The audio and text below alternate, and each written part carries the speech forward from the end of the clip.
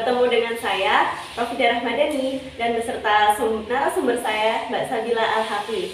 Di sini saya akan membahas tentang kajian fikih nisa. Bagaimana sih kajian fikih nisa itu dan pembahasan apa aja yang terkandung di dalam fikih nisa? Jadi dalam fikih nisa itu membahas ilmu-ilmu fikih yang berkaitan dengan keperempuanan, seperti haid, nifas, istihadah, wiladah, dan masih banyak lagi. Nah, sepertinya menarik ya kalau kita kupas satu persatu.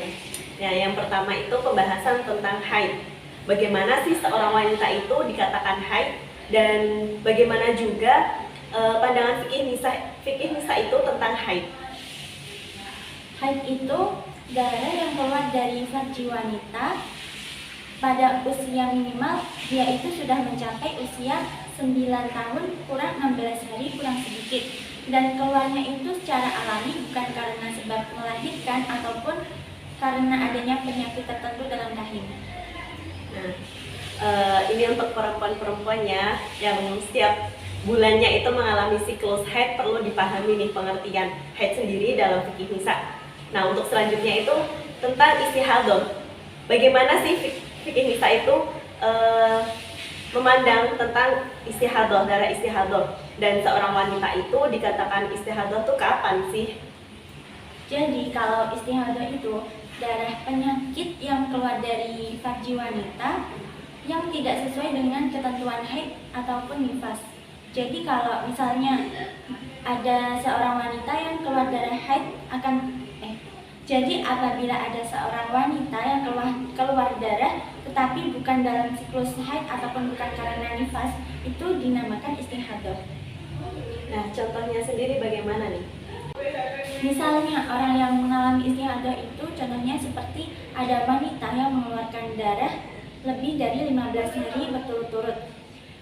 Karena batas maksimal haid itu kan 15 hari, jadi kalau keluar darah melebihi batas itu maksimal, maka itu dinamakan istihadah.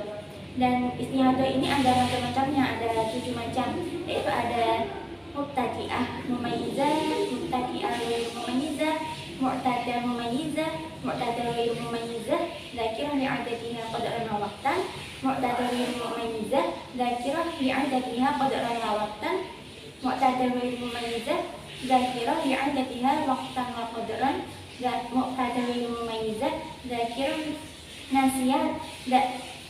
Yang ketujuh, mu'tadah ghairu mumayyizah, nasiyah li'adadiha qadran wa waqtan.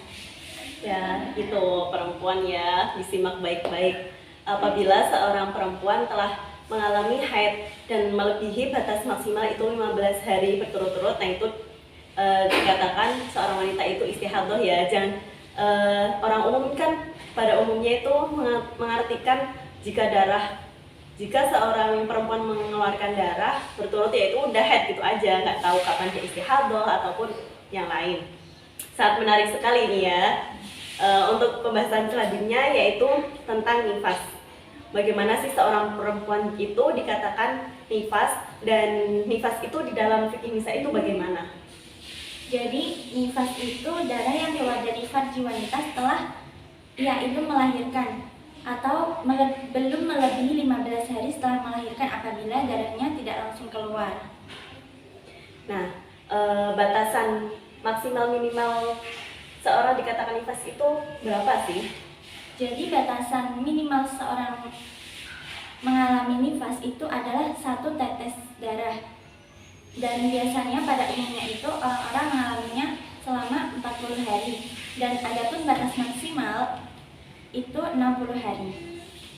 Ya, sangat menarik sekali ya nih, para cewek-cewek nih harus wajib nonton ini biar tahu bagaimana pandangan fikih nisa terkait kewanitaan ya. Oh ya, satu lagi nih ya, bagaimana sih hukumnya kita mempelajari ilmu tentang haid itu? Jadi hukum mempelajari ilmu haid ini ada 2 hukum.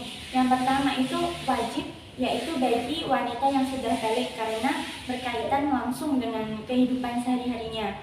Yang kedua itu hukumnya fardu kifayah. Nah, hukum ini berlaku bagi laki-laki.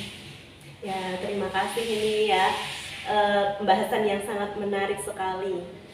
Terima kasih Mbak Sabila atas ilmunya, semoga bermanfaat dan bisa diterapkan untuk para perempuan-perempuan di luar sana nih ya. Terima kasih, kurang lebihnya. Wallahul muwaffiq ila aqwamit thoriq. Wassalamualaikum warahmatullahi wabarakatuh.